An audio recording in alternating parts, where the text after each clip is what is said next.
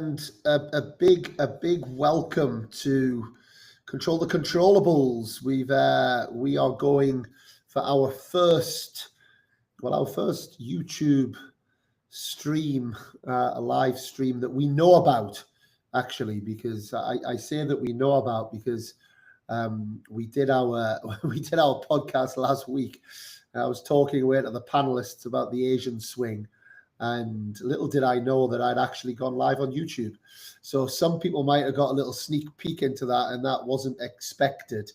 But yeah, this is something that we plan on doing a little bit more here at the podcast. The chance to engage with you guys, and I'm in Riyadh. I'm in Saudi Arabia. You know, there's a lot of talk around Saudi Arabia.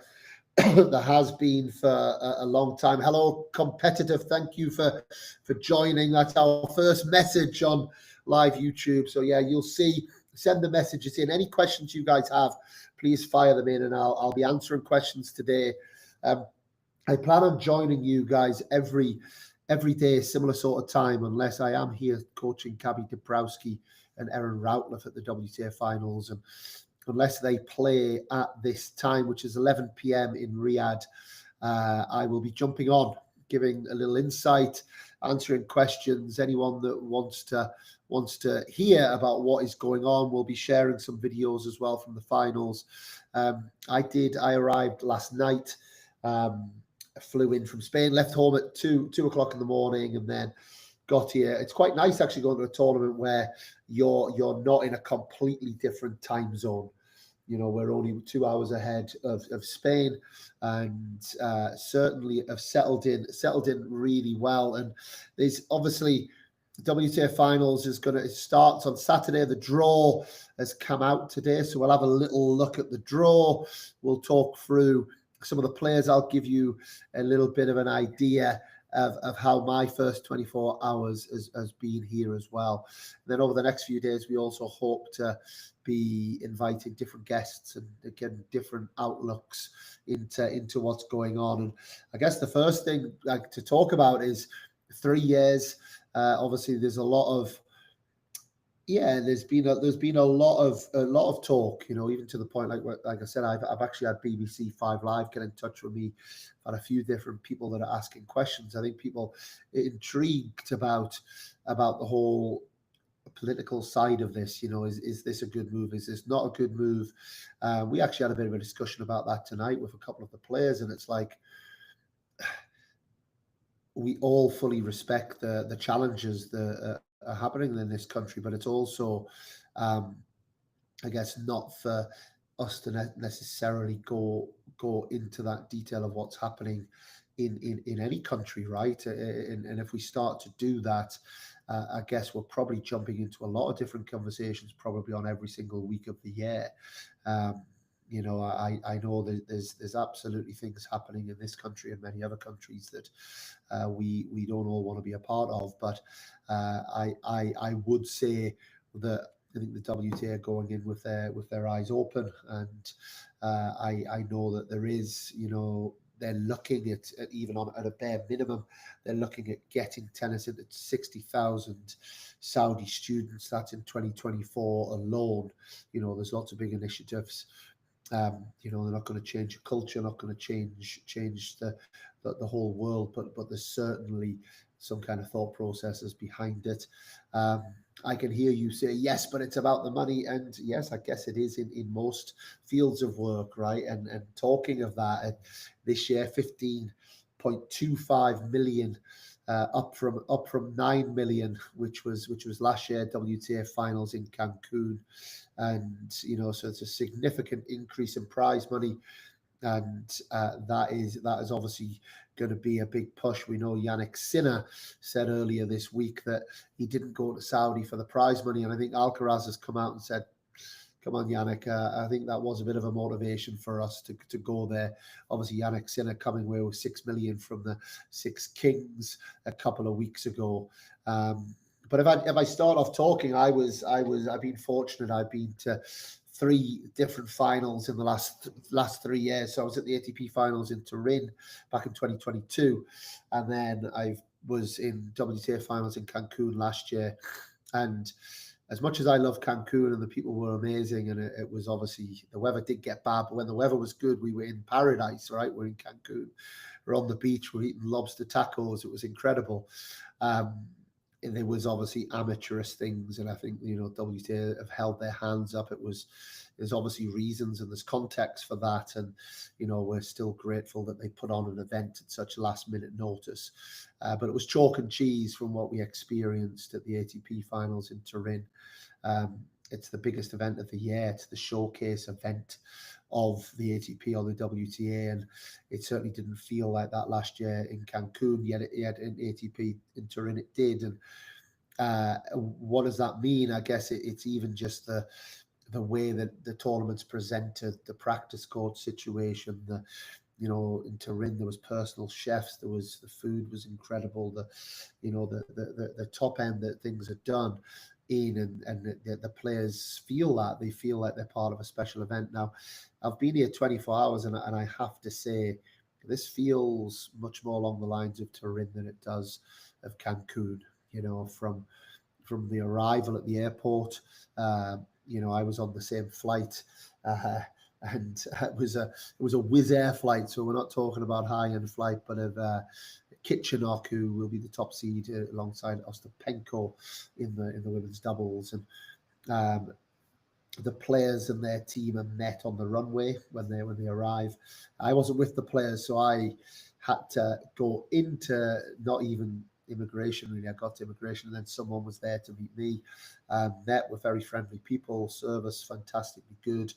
A lovely young lady that met me took us through. Then I bumped into someone who was working for Hawkeye, who, you know, that he was getting picked up the same way. Then we were kind of walked through, taken into beautiful cars, and sat there, then taken to our hotel. So from the word go, you feel like you're part of a high level event. Then we've turned up at breakfast this morning, and wow, that was kind of overwhelming actually. For a while, we kind of were walking around and going, oh my goodness, where do you start? You know, at one point I thought I was at Christmas, but the cheese board was just out of this world, and you're sitting there thinking, I probably shouldn't be too much of a pig here, but this really was good. And you know, the food that they put on, and you sat there, and I can say there was lots of players there. We seemed to be there at the time where a lot of players were arriving. So Rebecca, it was nice to see her. Obviously, she's been away for a while, so she's obviously here to play the event, which is brilliant. Not sure if she's here with a new coaching team yet. She was here with her sister, certainly at breakfast. And that's what's nice about these events as well. You see Coco with her mum, Caroline Dollarhide's parents. You see, you know, it's an event that is quite nice. You know, people that have got here have achieved so much throughout the year. It's nice for them to be able to share that with their families as well.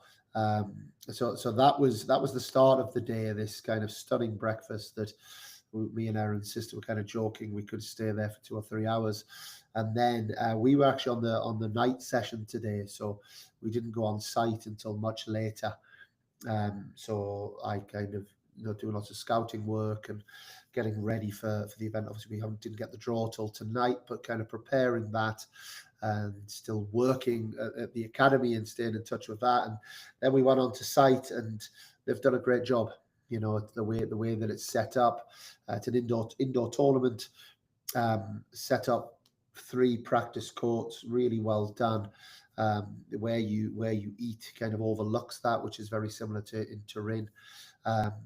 3 courts, beautiful gym space, and then really cool thing that I like, and this is actually an advancement of Turin, because every single player or doubles team has their own locker room. And I remember 2022, it was actually I was there with Harry Avara and Lloyd Glasspool, and they were sharing with Nick Kyrgios and Thanasi Kokkinakis, which was interesting, especially when I think they lost most of their matches.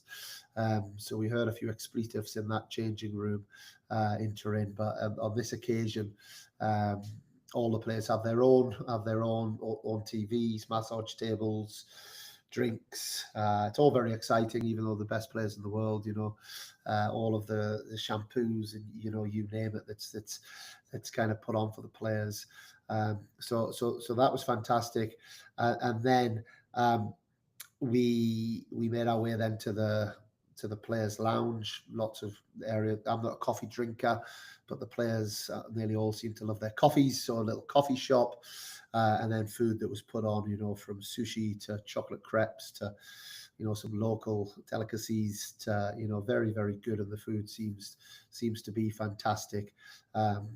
All the drinks you could have. So in terms of how everything's set out, obviously we don't have weather to contend with like we did in Cancun. It's an indoor tournament. Ironically, the first indoor tournament the girls, Gabby and Erin, have played this year. There's really not a lot of indoor events on the WTA tour. So that's also been kind of interesting to get to see. And then we got our time on a practice court. Went on after Arina Sabalenka on one of the outside practice courts. Courts, a little bit of insight on that. Courts are actually a bit more lively than you sometimes feel when they're set up on those kind of wooden floors. Sometimes they can be a bit dead, but the balls seem to be quite lively. Both ways, kicking up, but also, you stick a volley, ball seem to be skidding through a little bit as well. So we practiced there for just over an hour, and then we made our way. We had the late session, 7:30 till 9 on the centre court, which is beautiful centre court. We'll share some videos maybe tomorrow, the next day, of kind of fun practices and hitting some targets on the serves, and just enjoying it. It's important that the players and the teams enjoy being here, right, at the end of year finals. Like that's everyone's set about to have a great year, and if you're in the top 8 in the world, singles or doubles, then it's very much something to be celebrated. So it's important that there's a lightness as well as having intensity. There's a lightness to it as well. So I think we ended up practicing about 2.5 hours this evening, which was fantastic. Fully used to the courts, sharpening the tools, and then managed to have some food on site. Obviously they've got the physios here, so the girls, either they've got the physios there or back at the hotel as well. So really it is red carpet treatment, everything that you could possibly ask for. But I'm going to go through, before I talk about the players, and there's a few little things I'd love to just get into and give you guys a little bit of insight in. I'm going to answer a few questions that have come through. So one question that's just jumped in is, how often are you training during the day? Now, I think it will depend, right? So if we take this week, Saturday start, actually I now know that Gabby and Erin start on Sunday, so we can we had kind of an A plan and a B plan.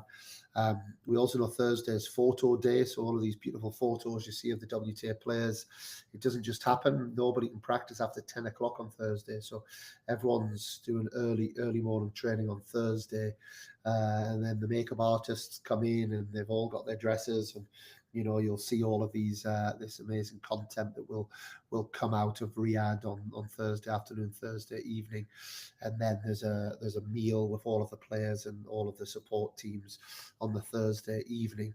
But I would say in general, you're not fighting, but you're fighting a little bit to get centre court time, because a centre court like this is, it's different. It's these big events, the lighting, the way that the lights are coming in, the way it's set out, the space behind the court, just kind of different variables to get used to. So, certainly the singles players will probably be getting an hour on there each day, hour and a half, and then the doubles players are fighting and scrambling around a little bit to try and get an hour and a half, when maybe once every 2 days. So I know we got that today. We're hoping to get it on Thursday morning, and then we'll hope to get a little bit of time on the centre court on the Friday.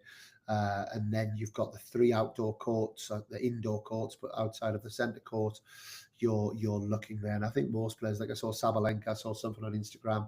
She was obviously on centre court, but she was doing her specific work on the practice courts before us earlier today.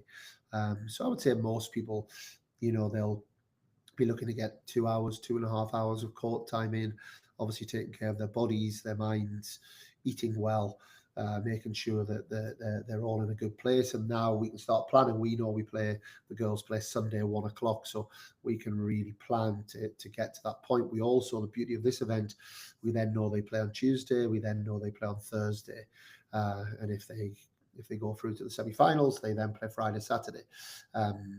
So you start to plan your week out a little bit, and we certainly have not only got the timing plan, but also we've got the content of the things that we want to do. I don't know about the singles players, but we, as most of the doubles teams, will tend to at least play 1 or 2 practice sets.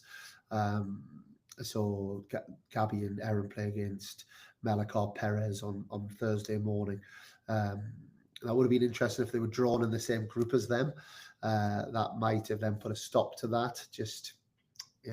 Not that you're going to learn too much. We know each other pretty well already, but just, I guess it would be the done thing that you would try and practice with someone in a different group. So that would be the training. So, and I guess if most of the work's been done right now, okay, but like it's still important to get the reps in. It's still important to get the time on the courts and under that. So another question that we've got here, is it better prepared than Mexico last year? I touched on that earlier. It's without a shadow of a doubt, right? I feel bad. I loved Cancun for many reasons, and never mind the cinnamon bun in the restaurant on the final night that the girls took us to, but I don't like to put Cancun down. I think it got a hard time, and they stepped up at the last minute. Not many people know that, but Saudi was on the cards. They weren't ready to jump into the Saudi deal.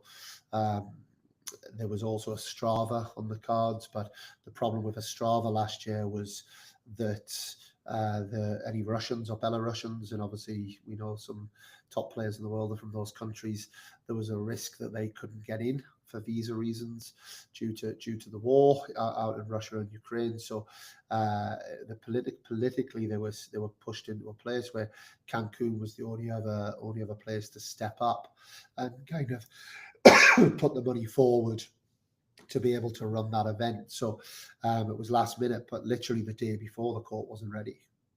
We got no practice time. Maybe we got half an hour practice time the day before their first match on the centre court. We were training at the hotel court, which was similar court surface, but not quite the same. So yeah, this is chalk and cheese. Obviously the WTA have had a long time to get this one prepared. This is a multi-year venue. The multi-year venues mean you can start to settle in and get things right. And I'm sure they'll do a great job this year, but they'll learn from their mistakes. Little things like I always laugh because the WTA, if you're a WTA coach but you're a male, obviously it's a little bit different here, but you would normally not have anywhere to go, because if you're working with a male player, you go in the male locker rooms. If you're a female working with a female player, you go in the female locker rooms. But if you're a male coach working with a female or a female coach working with a male, there's no locker room for you in most tournaments. So I've got a few stories that I could tell on that. I mean, in China, I ended up in the WTA coaches locker room, which I thought was for the male, but it was for female coaches. Luckily, I didn't bump into anybody, but it took me a few days before I worked that one out. But the toilet's not working in the male locker room here. They've got two toilets and they've closed both toilets. It's little things, right? And so I'm like, you couldn't find anywhere to go to the toilet. So, these are the sort of things that they'll iron out that, first year you often don't think of. You might not think of certain things. But it's certainly chalk and cheese from where it was last year. Someone's asked the question how it compares to Turin ATP Finals. Again, it's much closer. I mean, we don't know. I mean, the one thing Turin does incredibly well is they sell their tickets, right? So you end up with a lot of fans there. Time's going to tell. We don't know what's going to happen, what the ticket sales are going to be like here. It's certainly a very intimate arena here. It's much smaller than Turin. So it's Yeah, I hope. I would imagine semi-finals. I was thinking, I wonder if Cristiano Ronaldo's going to be here, or I wonder how they're going to build it up over here in terms of all the stars that are out here in Saudi right now. And I would imagine maybe finals day, we'll probably see it as a bit of a playground, maybe for some of the stars that are living out here. As for the group matches, I guess time will tell.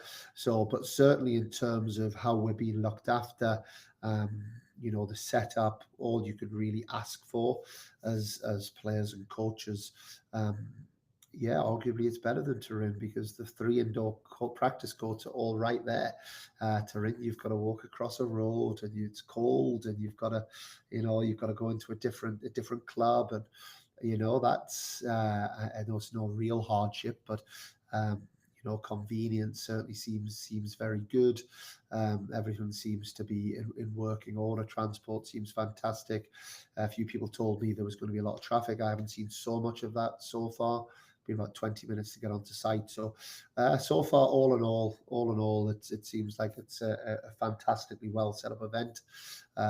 And yeah, hopefully everyone has a great tournament, and hopefully it makes a little bit of difference in this part of the world. And if you can see it, you can be it. And all of these incredible, strong women that are playing this event, and they're the best athletes in the world.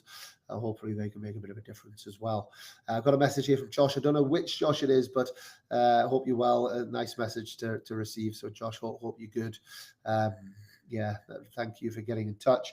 And then I guess another question here, and please do keep your questions coming in, guys. Before I start talking a little bit more about the draw, which is always interesting for people, probably more so for other people than myself. I'm not a massive draw person, but I guess it's interesting, this format, because you can afford to lose a match, or even two sometimes, and you can make it out the group. So it's a bit of a different mentality, actually. But in terms of what are the similarities or differences in players' preparation for a Grand Slam compared to WTA Finals? A good question. I would say it's very similar. Actually, I would. I often have this when I tell my wife and kids when I'm going to a tournament at this level. Well, it doesn't start till Saturday, and you're leaving on Monday. And I fully get that, and I think when I go back to the level of tennis I played, or level that I've coached at a lot of my career as well, um, you're just not going that far in advance, because that's 5 or 6 days extra hotel costs, extra food cost, extra coach costs, extra cost, right? But then when I look back at my playing career, I won one ITF Pro Circuit Futures event singles, and it was in India, and I went a week early. It probably wasn't a surprise, and probably the best doubles I ever played was at Wimbledon 2005, and I actually practiced doubles for 2 weeks before. I did it properly. I prepared, whether it's getting used to the balls, the conditions, the strings, you're getting the reps in, you're getting the volume in, you're acclimatizing. Most of these players are just flown direct from Tokyo. A lot of them have. Tokyo to big old flight, 13 and a half hours to Cairo, and then Cairo, you're talking about a kind of 18, 19, 20-hour flight. Just getting your body clock into this place. And I'll talk more doubles than singles. Where it's slightly different in doubles is the scoring system, because Grand Slams plays the long sets, traditional sets, best of three. So obviously you're practicing that in the practice sets, and that takes a bit of getting used to. But it's also something I certainly embrace as a coach about our sport. I love the nuances of the juice add, those moments. I absolutely love that about our sport. Whereas this is a sprint, right? This is like, you could play your 3 group matches in doubles, and you could probably spend 3.5 hours on court over the course of 5-6 days. So you are really having to be sharp. There's no space for margin, or finding your way into a match, but there's also no space to kind of get ahead of yourself either. And that happened probably a little bit with Gabby and Erin last year in Cancun.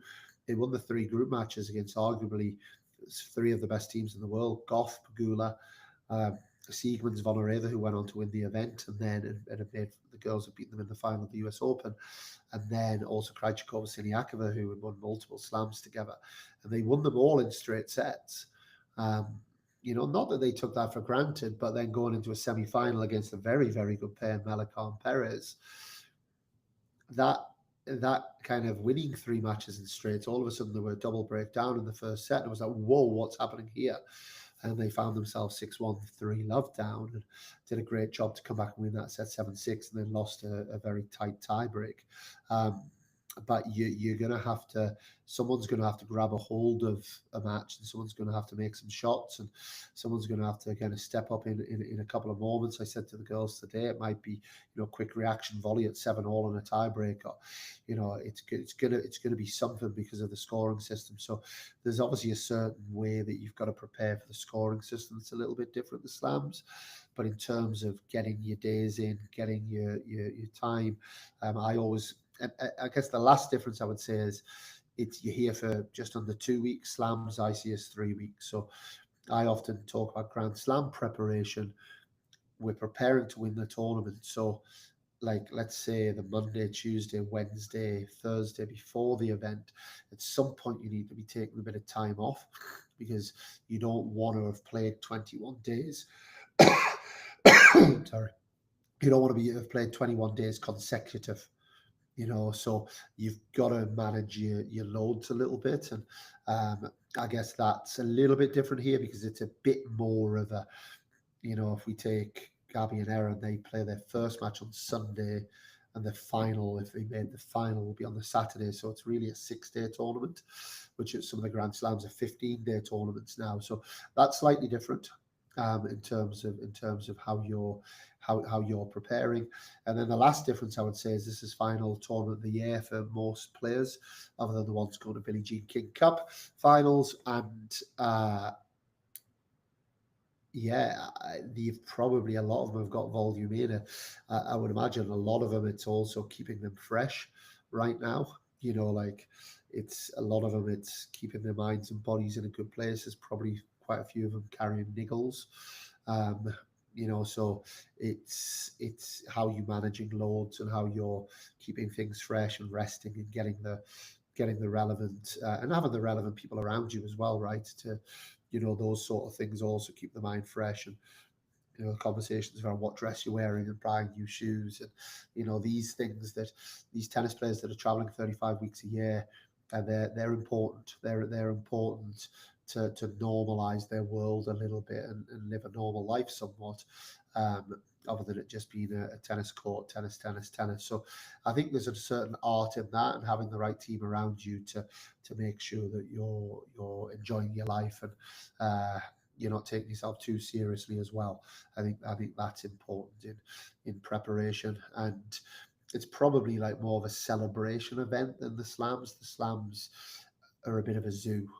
This is like, even I saw Coco Gauff today. She was sat at the table next to us, and she came up to us and had a big chat and hello, and very, Coco's lovely, but at a Grand Slam, she's probably not doing that, because there's so many people there. Everyone's staying in their own bubble, where it's almost like here you can kind of feel that this is it.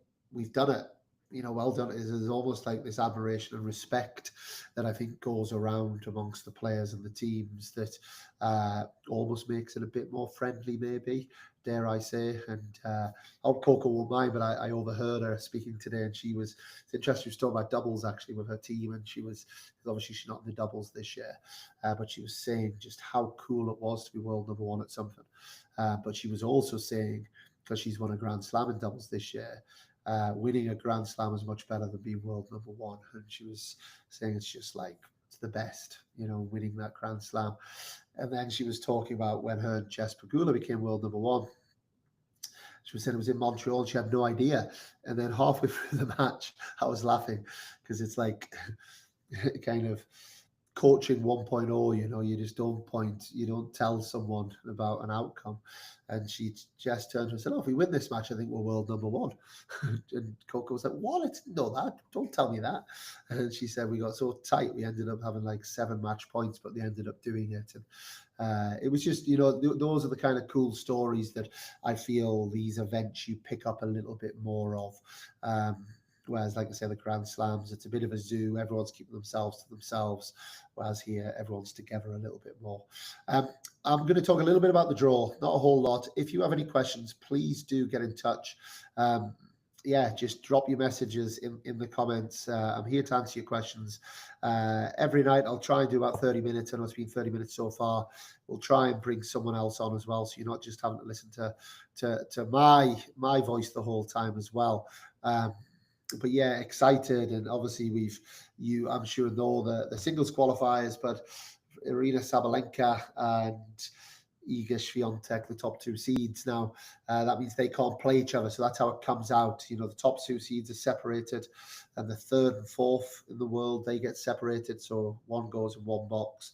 5 and 6, 7 and 8, and I did have a little look, and I saw that we have a matchup. We have a matchup that's been a final. It's been the big match. We've had a couple of big matches between Sabalenka and Zhang, and they play each other. I believe first match up on Saturday, and they're also in a box with Paulini and Rybakina. Now, normally you'd be saying Rybakina is one of the favourites, but she's been out for so long now. Nobody's seen her, and people weren't sure if she was going to be here. You've got to kind of expect that her level will be a little bit off, but it is also indoors, and she can play some serious ball indoors. Paulini's just had a fantastic year. Oh, what a year she's had, and what an inspiration she is as well. Just like the smiling assassin, isn't she? She's just taking the ball on half volley, kind of playing kind of Wii tennis.